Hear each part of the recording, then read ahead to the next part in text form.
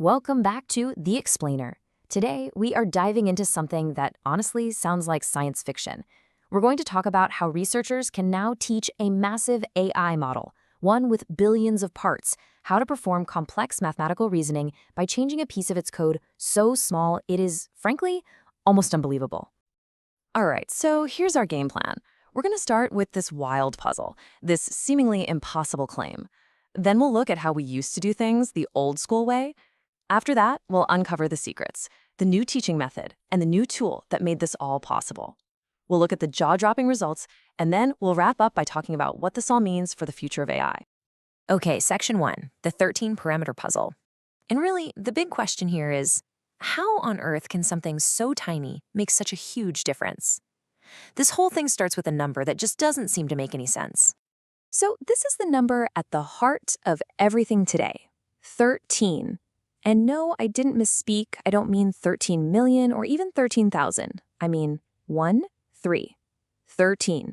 This is the key to the whole thing. Okay, let's really let this sink in. On one side, you have this massive AI model, right? 8 billion parameters. You can think of that as a giant control board with 8 billion tiny little knobs and dials. And on the other side, to teach this enormous system a whole new complex skill, you only need to tweak 13 of them. Just 13. The other, 7,999,000,000? Well, you get the point. They don't even get touched. And get this, those 13 parameters translate to just 26 bytes of data. 26. That is nothing. It's less data than the text in a short tweet. It's like digital dust. When I first read the paper this is based on, I seriously had to double-check the numbers. It just doesn't sound real, does it? So yeah, that's the big mystery we're unpacking today. How in the world can you teach an AI advanced math by changing a file smaller than a desktop icon?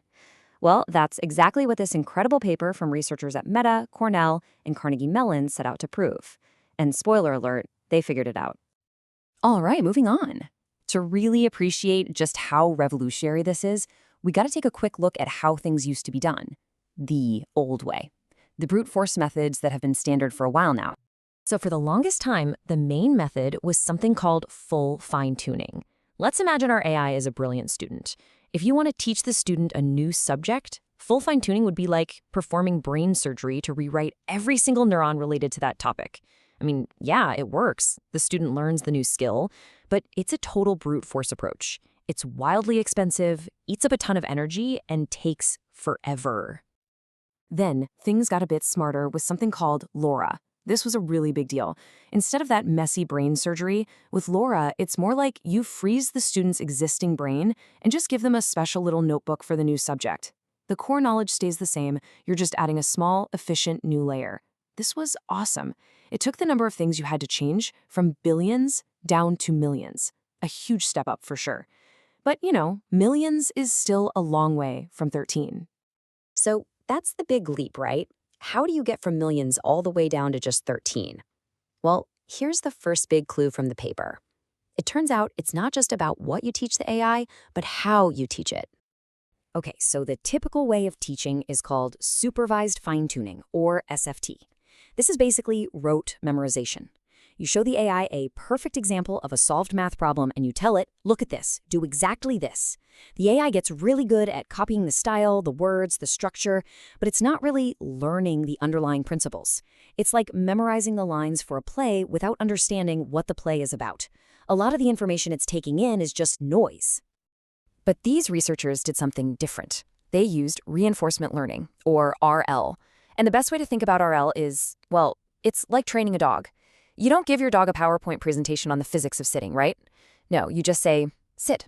And when it finally does, you give it a treat. That's RL in a nutshell. You let the AI try to solve the problem on its own, and you just give it a super simple signal back. Yep, that was right. Or, nope, that was wrong. A thumbs up or a thumbs down. And this simple feedback forces the AI to figure out the why for itself. It has to discover the actual principles of success, not just copy someone else's work. And this table really breaks it down beautifully. With SFT, the learning signal is dense. You're giving it the whole perfect answer. But the information density is actually low because that signal is packed with all this extra fluff and stylistic noise. So the AI needs a ton of parameters to try and store all that detail. But with RL, the signal is sparse, just a simple yes or no.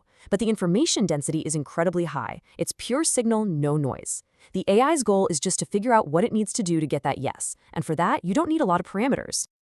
Okay, so piece one of the puzzle is the teaching method, reinforcement learning. Its clean signal means you don't need millions of parameters. But now you need the right tool for the job. You need an architecture that can actually use that hyperfocus lesson. And that is where TinyLoRA comes in. Okay, the journey to get here is pretty wild. You start with LoRa, which uses millions of parameters. Then LoRa-XS gets it down to thousands. But TinyLoRA, man, this is where the magic happens. It makes two just absolutely brilliant moves. First, instead of a big trainable thing, it uses one single tiny trainable vector. Okay, that vector itself is tiny, but it gets projected through this huge, fixed, random thing called a tensor. Now that sounds complicated, but think of it this way. The big random tensor is like a really complex, unchangeable machine. And the tiny vector we're training, it's like the one single master dial on that machine. By just learning the perfect setting for that one dial, you can control the entire machine's output in a really sophisticated way. And then here's the second genius move, parameter sharing. They use that exact same dial, that same single vector, on hundreds of different layers throughout the entire AI model. So it's one master control that's harmonizing the whole system. It's just so elegant. And I mean, just look at this table from the paper. This really puts it into perspective. This isn't just a step forward, it's a complete demolition of the old scale. You go from billions to millions to hundreds, and then TinyLoRA comes along and says, how about one? The difference is just, it's hard to even comprehend. And if the numbers don't do it for you, this visual should. I mean, look at this. The bar for full fine-tuning and even LoRa would be skyscrapers. LoRa-XS would be a tiny little shack next to them. And TinyLoRA, you literally can't even see it. It's a rounding error. It's completely insane. By the way, if you're enjoying these kinds of deep technical breakdowns that actually make sense, do me a favor and hit that subscribe button. We do this all the time. Okay, so we've got the teaching method, RL, and we've got the tool, TinyLoRA. The theory is beautiful, but does it actually work in practice? Let's look at the results. Wow, okay, this chart right here is the money shot. What you're seeing is how a 7 billion parameter model does on a standardized math test. That bottom line, that's the model's score right out of the box, no extra training. The top line, that's the best you can possibly do with old school full fine-tuning. And that blue line that just shoots straight up to meet the top line, yep, that's TinyLoRA. It gets you basically to the gold standard performance, but with an almost hilariously small number of trained parameters. It's just incredible. And here is the headline, straight from the paper. They hit 91% accuracy on this tough math benchmark while only fine-tuning 13 total parameters. That's a 15-point jump in performance from the base model. And just to really hammer this home, to get a similar score using the old SFT method, you'd need to train over 1 million parameters. So we're talking 13 versus 1 million for the same result. That's not an improvement, that's a different sport altogether. Okay, and if your mind isn't blown yet, get ready for this. It gets weirder. You would think a bigger, more complex model would be harder to teach, right? Need more tweaking? Nope. It's the opposite. The researchers found that the bigger the base model is, the fewer parameters you need to train to teach it a new skill. Look at the chart. As the model gets bigger, the update size needed actually gets smaller. It's like the smarter and more capable the AI gets, the easier it is to give it new instructions. It's a whole new kind of scaling law. So there you have it. The puzzle is solved. It's the 1-2 punch of reinforcement learning's clean signal combined with TinyLoRA's hyper-efficient architecture. But okay, what's the big deal? What does this actually mean for the future of AI? Well, the implications are just huge. First, think about personalization. Right now, it's way too expensive to have a custom AI model for every single person.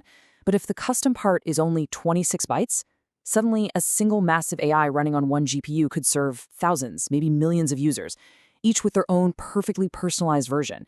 An AI that knows your specific coding style or your unique writing voice. That's a total game changer.